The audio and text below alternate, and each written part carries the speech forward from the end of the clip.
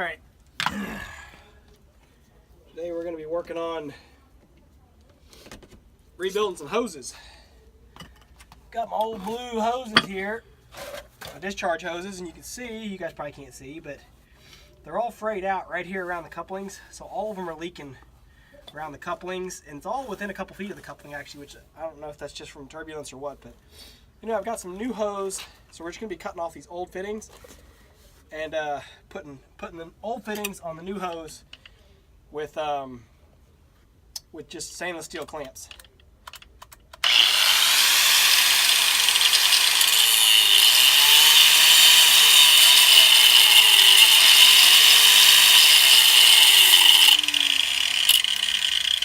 If my grinder stays running.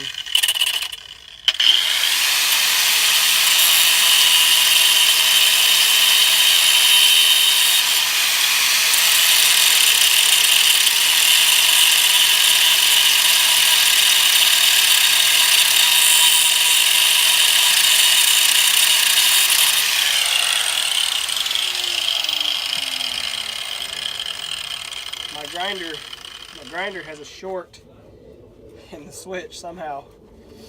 I'm just waiting for the day that it doesn't actually start. It'll sit there and start and stop and start and stop. It's kind of interesting. I don't think I ever really dropped it or did anything to create that. But all right, so you just cut the old ones off. These are old crimp banding. And then we got to figure out how to get the old hose off, which is pretty well sucked on there. So we need to cut it.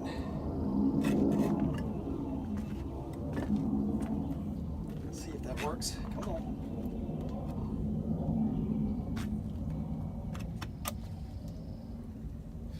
Oh yeah, cutting it gets it off. There you go. So the install process is just the opposite. I might have to heat this up, I'm not sure. See if it'll, I know I don't have my rings on yet, I just want to see how well it fits. Might want to end up going and getting a heat gun. Oh no, look at that. Slide right on there. Get all the way on there. And then I bought clamps to do 2 per hose end. Okay. Let's see if these will fit over the head here as they are, if I gotta loosen them up. Oh yeah.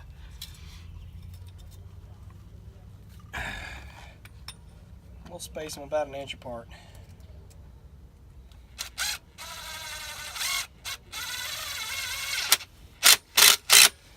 Just like that. Might end up cutting that tab off.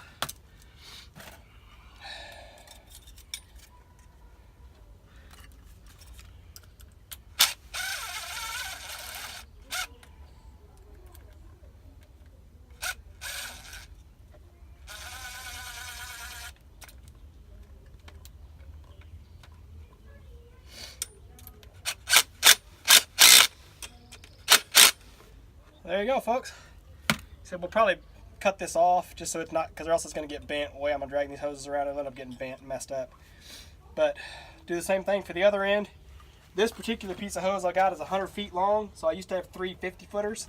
Now I'm going to build 100 foot and 2 50-foots. Just because where I'm pumping right now, I'm linking them all up. I'm linking 2 50s to make 100 anyway, so I might as well have a 100-foot hose out of the deal.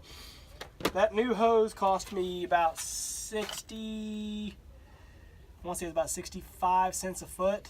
So for the 100-foot hose, that'd be $65.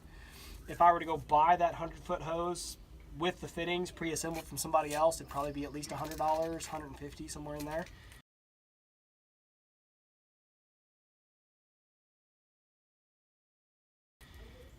So yeah, this was, I mentioned in another video when I bought the hose from Wilco Supply in Houston. I looked around online. I couldn't find any places online even that were selling the hose bulk, just flat hose. They had a 300-foot minimum, and it was still $1 a foot or something like that. So Wilco Supply, 65 cents a foot.